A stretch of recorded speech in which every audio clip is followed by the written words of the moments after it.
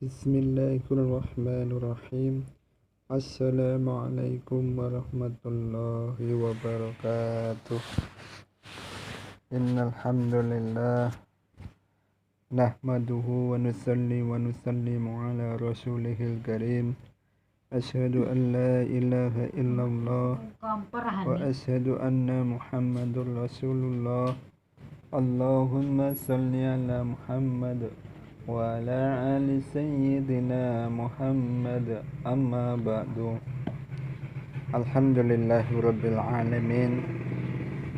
Kita lanjutkan taklim akhir kita sebelum tidur ini. Semoga dengan taklim ini kita mendapat keberkahan ilmu, kita dikasih kefahaman agama, sehingga rumah kita ini menjadi rumah yang hidup agama, sebagaimana rumahnya para sahabat radhiyallahu anhum ajma'in. Kita lanjutkan dengan hadis yang ke-12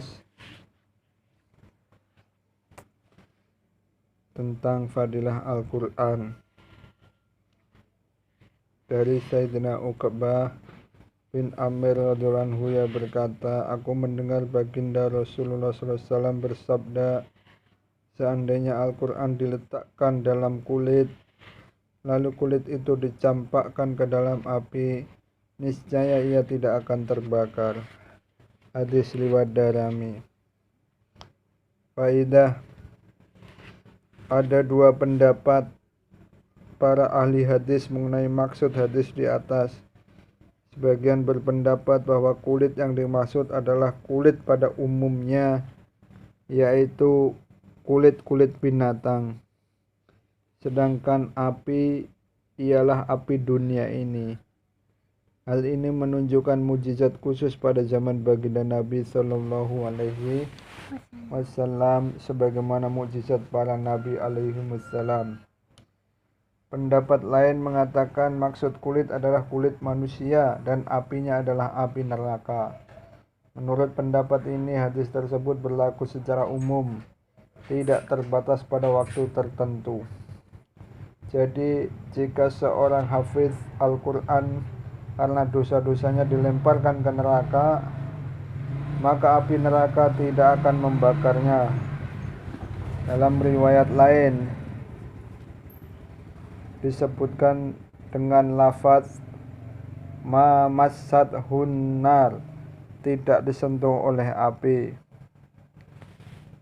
Mula Ali Qori rahmatullahi mengutip dari dalam Sahrus Sunnah dari riwayat Sayyidina Abu Umamah radhiyallahu anhu yang memperkuat pendapat kedua di atas, yaitu selalulah menghafal Al-Quran, karena Allah Subhanahu wa Ta'ala tidak akan mengazab hati yang di dalamnya terhadap Al-Quran. Hadis ini sangat jelas merupakan para nas, punya waktu yang pasti. Oleh sebab itu mereka menganggap bahwa menghafal Al-Quran adalah sia-sia. Demi Allah Subhanahu wa Ta'ala, hendaknya mereka merenungkan fadilah menghafal Al-Quran ini. Satu fadilah ini sudah cukup bagi seorang untuk menyerahkan jiwa raganya demi menghafal Al-Quran. Sebab siapakah yang tidak berdosa dan memastikan bahwa ia akan terhindar dari neraka? Disebutkan dalam Syarah Al-Ihya, termasuk di antara orang-orang yang akan berada di bawah lindungan Arsy Subhanahu wa Ta'ala pada hari kiamat yang penuh dengan huru-hara, ketika seluruh manusia dalam keadaan panik, adalah para hafiz Al-Quran. Imam Dailami rahmatullahi meriwayatkan dari Sayyidina Ali radhiyallahu anhu, para hafiz Al-Quran akan berada di bawah naungan Allah Subhanahu wa Ta'ala bersama para nabi alaihi wassalam dan orang-orang soleh. Masya Allah. Itu tadi salah satu keuntungan orang yang belajar Al-Quran, menghafal Al-Quran. Ketika nanti ada huru hara hari kiamat, mereka ini dikumpulkan dengan para nabi, para orang-orang soleh. Masya Allah. Lanjutkan dengan fadilah sholat. Wasiat terakhir baginda Rasulullah SAW. Baginda Nabi SAW menyatakan bahwa sejuknya mata beliau ada di dalam sholat. Wasiat terakhir ketika beliau hampir wafat adalah jagalah sholat, dari kitab Kanzul Ummal.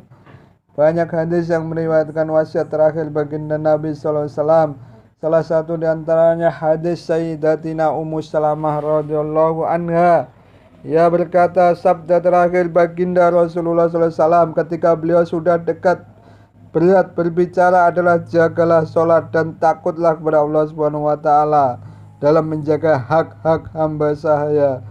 Hadis seperti itu juga telah diuraikan oleh Sayyidina Ali radhiyallahu anhu bahwa ucapan terakhir baginda Nabi SAW adalah penekanan terhadap sholat dan anjuran agar takut kepada Allah Subhanahu wa taala dalam masalah menjaga hak-hak hamba sahaya, dari kitab Jami'us Shaghir. Keutamaan sholat Isra'. Suatu ketika baginda Nabi SAW mengirim sepasukan jihad ke Najd. Dalam waktu yang sangat singkat mereka kembali dengan membawa kemenangan serta harta rampasan yang sangat banyak. Orang-orang sangat heran karena mereka sangat cepat kembali dengan membawa kemenangan dan harta rampasan yang sangat banyak. Baginda Rasulullah SAW bersabda, maukah kalian aku beritahu tentang orang yang mendapatkan harta yang lebih banyak daripada harta tersebut dan lebih cepat waktunya? Ia adalah orang yang sholat subuh dengan berjamaah. Setelah sholat ia duduk di tempatnya hingga terbit matahari. Ketika habisnya waktu sholat dimakruhkan, kurang lebih 20 menit setelah terbitnya matahari. Kemudian ia mengerjakan 2 rakaat sholat Isra'. Ini adalah orang-orang yang mendapat keuntungan lebih banyak dalam waktu yang lebih singkat. Syekh Syakik Balkhi rahmatullahi alaih, seorang ahli tasawuf yang masyhur, berkata, kami mencari 5 hal yang mendapatkannya pada 5 tempat. 1. Keberkahan rezeki diperoleh melalui sholat duha, cahaya kubur melalui tahajud, mudah menjawab pertanyaan mungkar nakir melalui tilawah Al-Quran, mudah melewati sirat melalui puasa dan sedekah, mendapat naungan ars ilahi pada hari Hisab melalui berkholwat atau bersunyi dalam ibadah dan zikir, dari kitab Nuzzatul Majalis. Banyak hadis yang menegaskan bahwa menerangkan tentang keutamaan sholat. Sangat sulit untuk menuliskan semua. Untuk keberkahan, saya akan menuliskan terjemahan beberapa hadis di bawah ini. Ringkasan 40 hadis tentang fadilah sholat dan kepentingannya. Baginda Rasulullah SAW bersabda, perintah pertama yang diwajibkan oleh Allah SWT terhadap umatku ialah sholat. Yang pertama kali akan dihisab pada hari kiamat ialah sholat. Takutlah kepada Allah Subhanahu wa taala dalam masalah sholat. Takutlah kepada Allah Subhanahu wa taala dalam masalah sholat. Takutlah kepada Allah Subhanahu wa taala dalam masalah sholat. Sampai diulang 3 kali, saking pentingnya sholat. Pemisah antara seorang dengan syirik adalah sholat. Sholat adalah tanda Islam. Barang siapa sholat dengan khusyuk pada waktunya dan memperhatikan rukun serta sunnah-sunnahnya, pasti ialah seorang mukmin.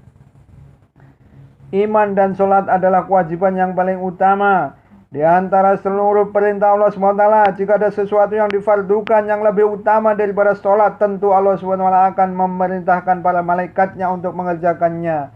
Sebagian malaikat malaikat ada yang ruku dan sebagian ada yang lain sujud siang dan malam.